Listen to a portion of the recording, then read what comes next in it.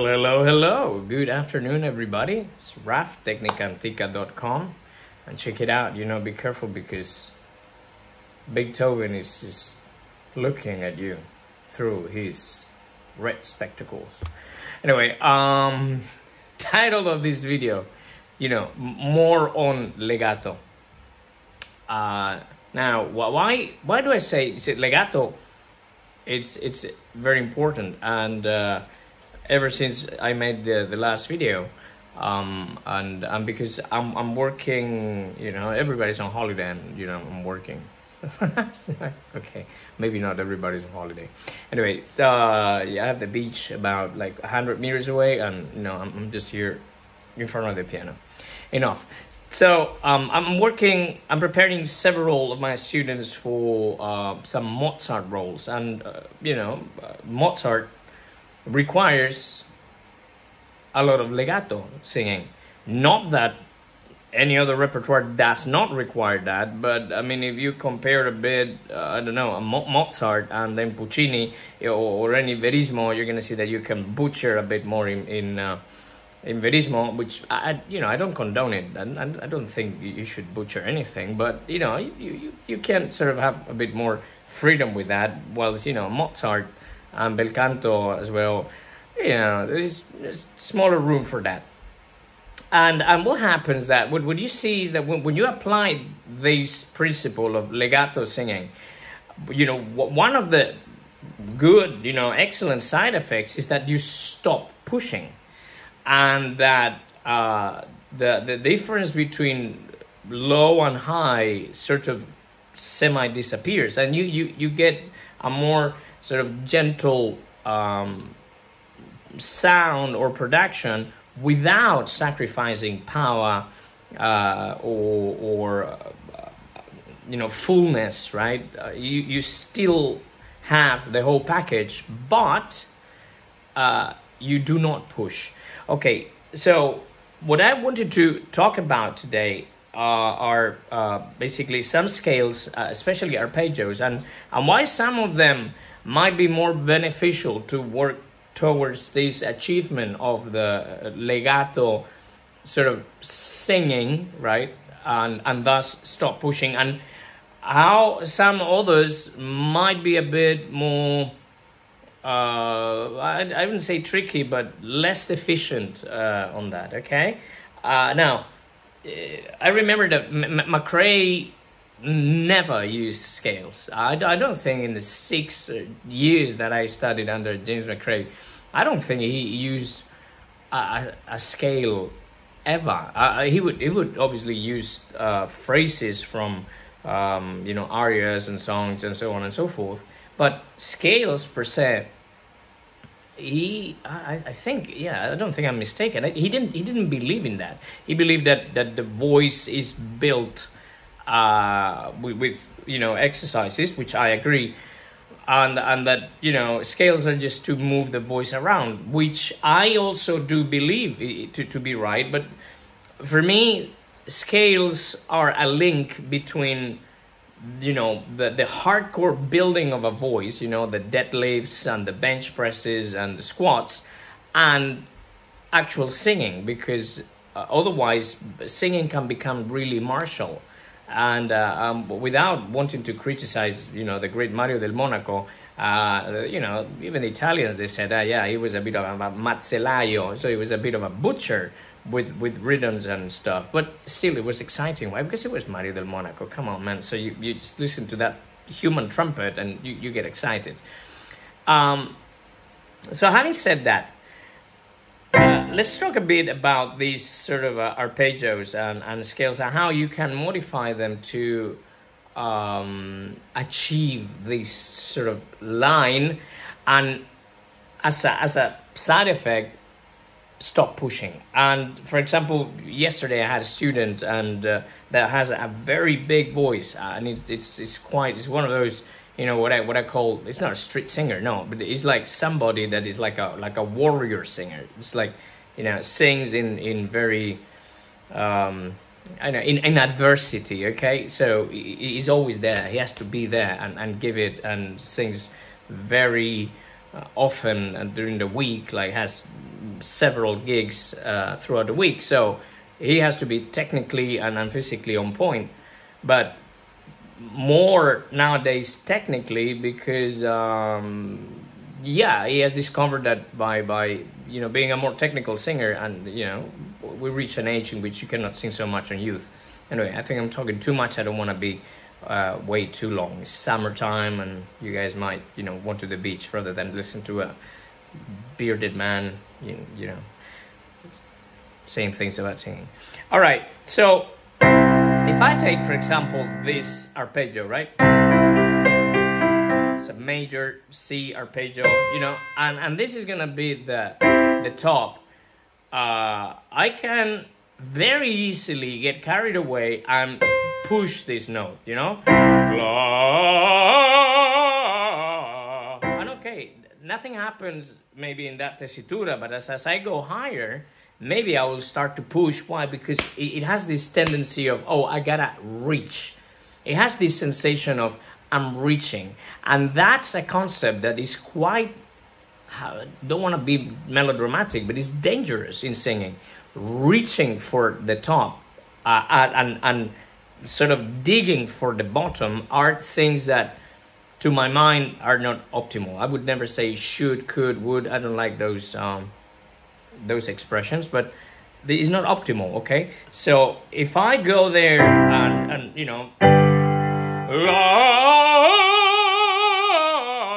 okay, did I push there? No, but there was a sort of a like energy, you know, going on there, and sometimes we can get tired because we give way too much than what we actually need. All right, and especially that happens in the upper register.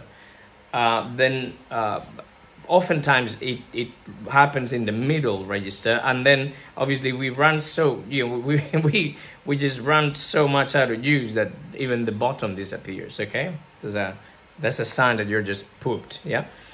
So again, there's nothing wrong with this arpeggio, nothing wrong at all. I'm just saying, maybe if you find yourself that you're pushing, maybe you should use other sort of variations of this. So one of them would be this one. It's like you know, some of my students call it like, it looks like Honolulu, right? Like a big Hawaiian. So you're gonna go into a minor here. So, you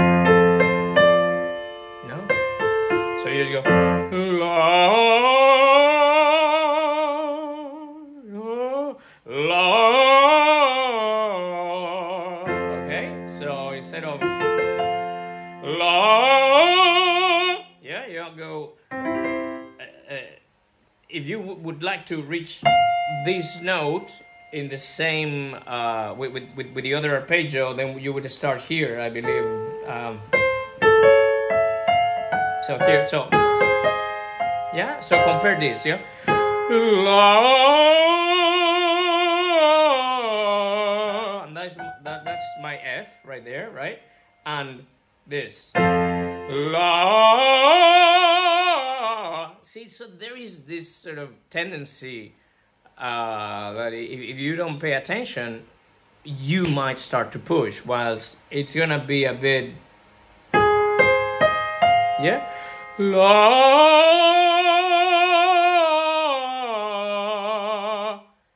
and it's the same note, and it can have the same volume.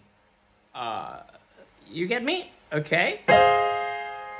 So this is one of the options, but there is even I think a better option, and it's actually this one. And I've been using it with my students lately, and it gets them into this sort of like swinging jazzy mood.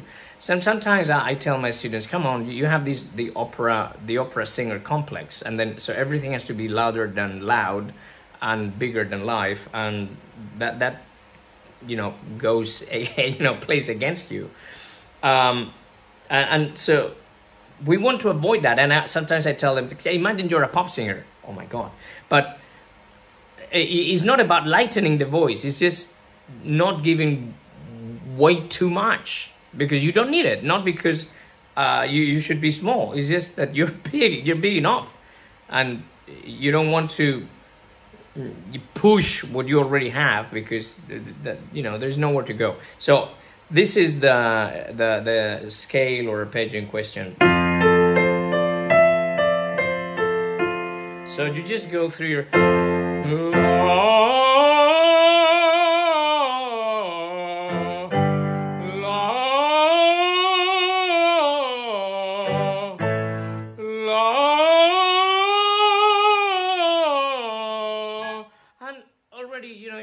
A flat, and it doesn't really feel like an A flat, you know. And obviously eventually here you know, we will go to this danger zone,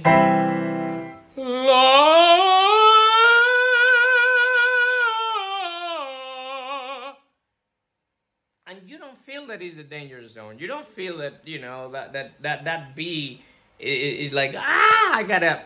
No, you're just legato going, you know, it's like abandoning yourself.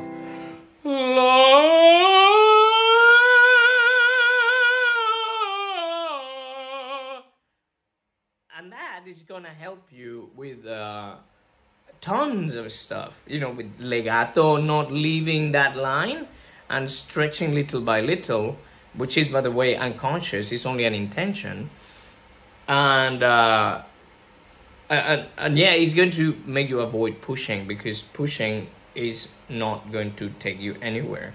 All right, so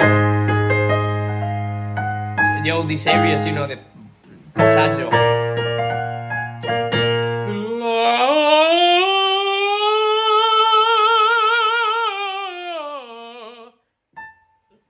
And you know, everything is just like, oh, all right, yeah. So this arpeggio will help you, and of course the other one, but we covered that in another video, so I don't want to be redundant. Is this sort of Rossini, Rossetti, because Rossetti use it a lot. It's like, so this.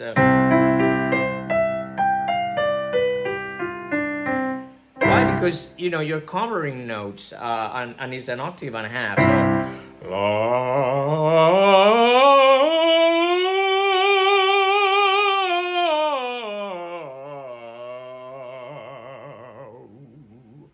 okay, legato, right? So there is no room for pushing, right? Because you don't need it, and you're gonna feel it that you actually don't need to push it. So once you cover and open and all that, it's gonna work. Okay, so this is again a good example. So here, for example,